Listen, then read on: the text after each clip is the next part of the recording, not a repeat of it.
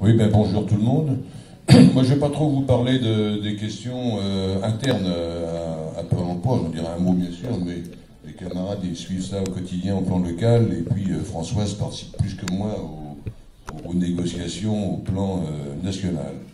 Simplement vous dire que, bon, j'écoutais le rapport que faisait Fabien, et puis les problèmes qu'on rencontre, que je connais, bien sûr, que ce soit à Pôle emploi ou dans d'autres secteurs. Je crois qu'on ne peut pas comprendre la situation et on ne peut pas, à partir de là, décider valablement, correctement, comment se positionner et comment engager la bagarre si on ne comprend pas que ce qui se passe à Pôle emploi n'est qu'un aspect d'une politique d'ensemble. Je pourrais bien sûr vous parler de ce qui se passe en Tunisie ou au Maroc, ou en Espagne, ou au Portugal, ou en Grèce. Mais j'allais dire que finalement, il se passe la même chose chez nous.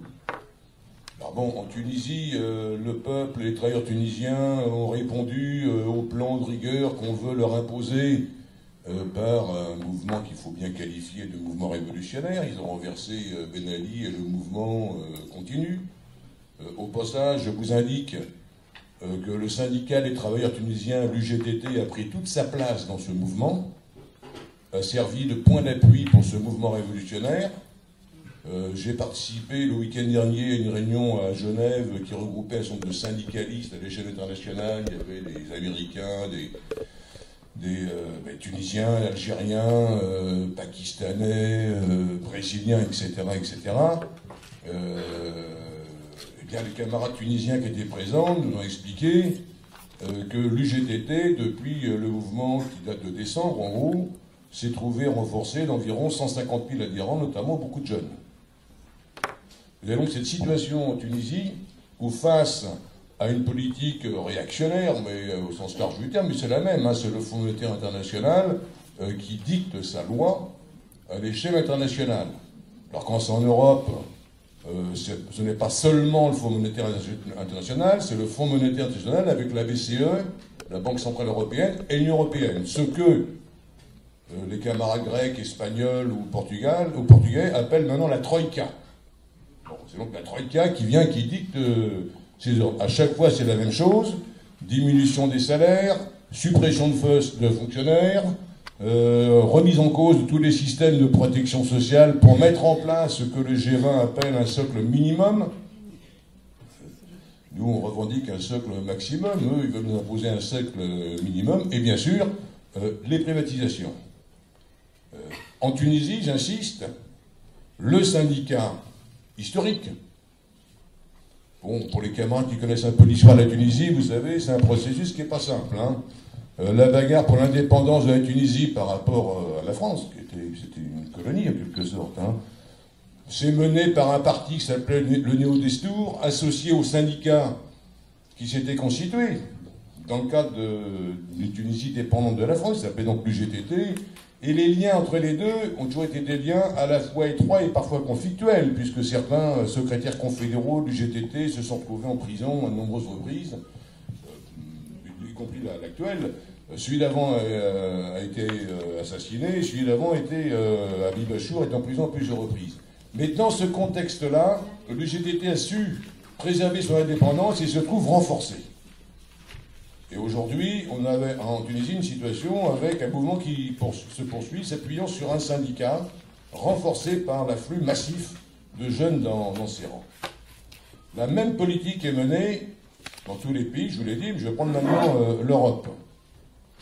En Espagne, c'est un gouvernement étiqueté socialiste, Zapatero.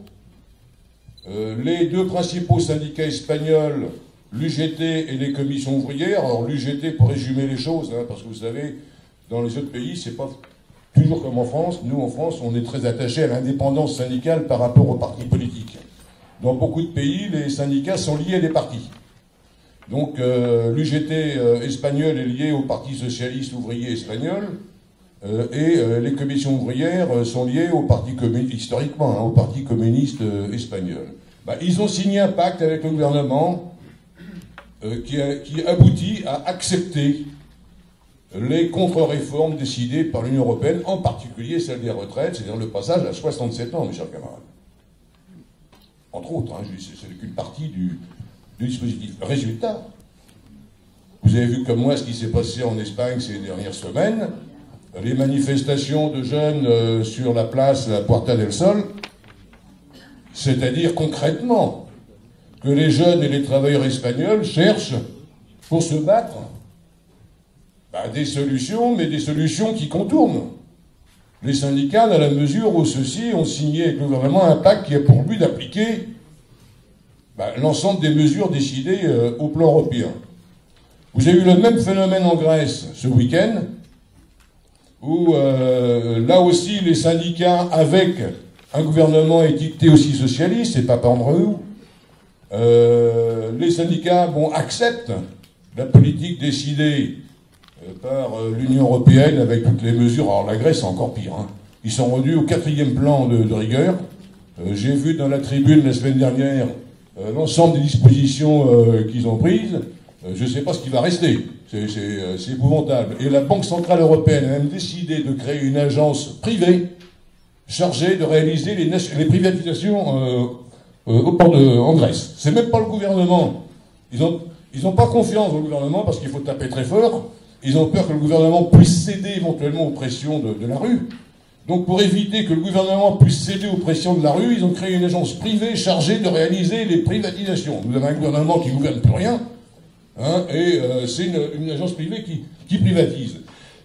Mais comme les syndicats là-bas aussi ont eu, comment dire, quelques complaisances avec le gouvernement, résultat, là aussi, les travailleurs, les jeunes cherchent d'autres solutions. Vous avez vu dans le même week-end, le samedi, une manifestation appelée par les syndicats grecs qui a réuni un petit millier de manifestants. Et le lendemain, à l'appel de ce qu'on appelle maintenant les indignés. Hein, mais peu importe l'appellation. Hein, il y a eu 100 000 manifestants dans les rues d'Athènes. Et puis vous avez eu ce qui s'est passé au Portugal, où le gouvernement sortant de Socrates, gouvernement étiqueté à gauche aussi, a été battu par un gouvernement étiqueté à droite, mais de toute façon ça ne change rien, parce que les deux disaient de toute façon qu'ils feraient la même politique. Bon. Donc on est dans cette situation, chers camarades. Tout ça pour essayer de sauver le système, parce que la crise économique, la crise du système capitaliste, tout simplement, non seulement, contrairement à ce que certains me disent, n'est pas terminée, mais il est certain que nous allons vers de nouveaux rebondissements. Et pour faire payer cette crise, il s'agit pour essayer de résoudre cette crise, je ne sais pas s'ils y arriveront, il s'agit de faire payer la facture au travail. On renfloue les banques, mais c'est nous qui devons payer. Ça suppose la remise en cause de beaucoup de choses dans nos conquêtes sociales. Au passage, je vous informe, et c'est un problème aussi, auquel nous sommes confrontés tous,